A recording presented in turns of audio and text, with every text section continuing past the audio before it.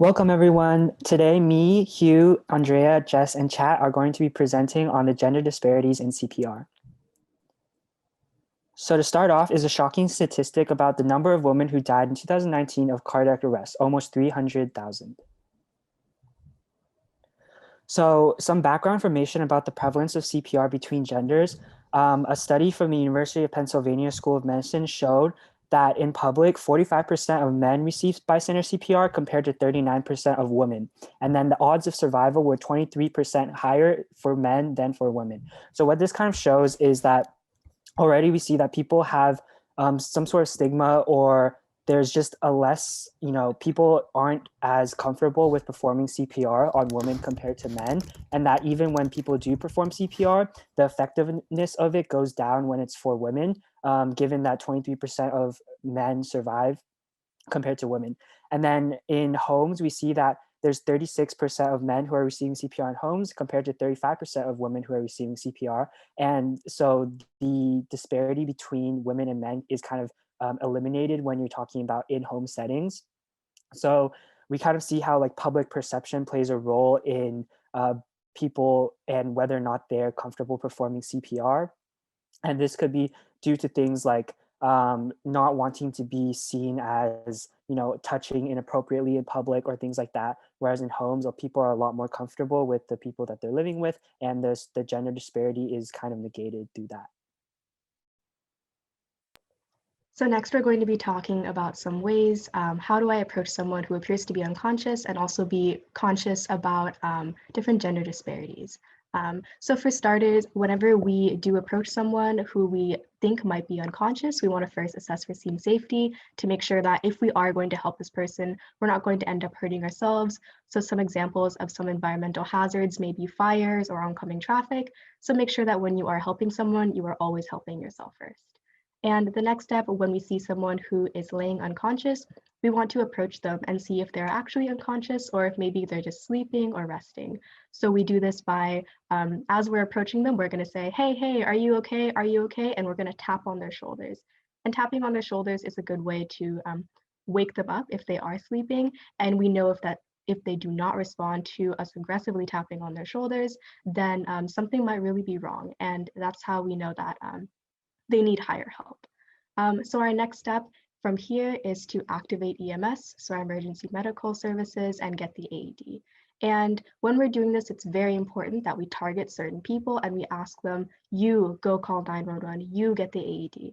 Because if we just ask a general, can someone please do this for me? That responsibility gets dispersed throughout the crowd, and it's like the resulting bystander effect where everyone thinks that someone else will handle it for them. And it's important to do this step quickly because if you don't activate EMS, you cannot provide the advanced support that this person requires. So once you activate this service, you can go ahead and move on. And with this, it's also important to note that there are certain conditions that women are more likely to have. For example, pulmonary embolisms, having those blood clots in your lungs, those can quickly deprive your body of oxygen. So it's very important to do this step quickly. And our last step before you move on is checking for breathing. And when we're checking for breathing, we're going to be putting our ears on the person's mouth to see if we can feel for the breaths and also scanning the plane of the chest to look for chest rise. And when we're doing this, it's also important to note that if we noticed agonal gasping, which is not normal breathing, we should assume that this person is not breathing correctly, and we should continue with our next steps. And agonal gasping, is when our victim is abnormally breathing and gasping for air and kind of wheezing. And this is seen more commonly in women and may be mistaken for normal breathing when in reality it is not. So those are the first couple steps that we take when we're going to be giving CPR. So after we check for breathing, the next step we're going to do is bare the chest. And this is definitely a step that will make people kind of a little more uncomfortable, especially when dealing with a woman. We always like to say life over modesty. You need to make sure that you're removing everything from the chest, bras, training bras, bikinis, everything, because we need to have proper AED placement. So don't be afraid to remove everything, life over modesty. The second thing that's kind of different with women that people might be concerned about is hand placement. So when you're placing your hands with the woman, you still want to be placing your hands in the center of the chest with your heel of your palm on the sternum. If it is challenging to find the nipple line, like how you would normally find the center of the chest, what you can do is you can take your fingertips and you can put it in your armpit and drag your hand so the heel of your palm is still on the center of the chest. And sometimes it's challenging for people to think about hand placement because we do only have male mannequins. So it's a little bit more challenging to think about how it would be done in the real life setting. Another like concern that people have, especially when dealing with women, is consent. When people think of consent, they think of generally express consent, which is the type of consent given when a patient like verbally acknowledges that you can provide care. But in a case with a CPR victim, they are unconscious and unable to provide consent. So this will fall under the implied consent category. It's when they're not able to give consent. We assume as caregivers that they would give consent if they were able to do so. And ultimately, you don't necessarily need to worry about not having consent because you have implied consent as well as you're protected by Good Samaritan law, which essentially protects citizens from liability for error in giving good faith medical care. So it gives you the ability to act in good faith and provide care to this woman without being concerned about the lack of consent or express consent. Disparity in CPR. Firstly, it's really important to teach how to apply pads to women with large breasts so that people are more familiar with the scenario.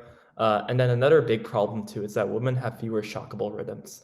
And so what do we do if an AED doesn't advise for a shock? We're going to follow 3 simple steps. The first of these is to check for breathing and pulse. And then that, if there is no breathing and no pulse, then we're going to go ahead and continue 5 cycles of compressions and breaths, and then retry that AED as a 3rd step and see whether it advises us to give a shock. And then lastly, it's also really important to have a push to create more female, can you go back 1 slide? To have a push to go for more female CPR mannequins. Since all the mannequins right now are male, people don't actually get to practice giving CPR to a female, and we can really improve some of the treatment and some of the primary response if we do so. And so lastly, I'd like to talk about some different signs of cardiac arrest between men and women. So between men and women, there are a lot of really big similarities. And there isn't anything very unique for a man, but there are things that are unique for women that we should talk about. The main thing that I want to stress is the pain, is that if a woman is undergoing cardiac arrest, there will be pain in the lower chest and upper abdomen. And where that kind of is it's right below the breast area and then along the obliques, on the top of your obliques too. So if a woman is feeling pain in those areas, she is most likely undergoing cardiac arrest. Other symptoms may include fainting, indigestion, and then extreme fatigue.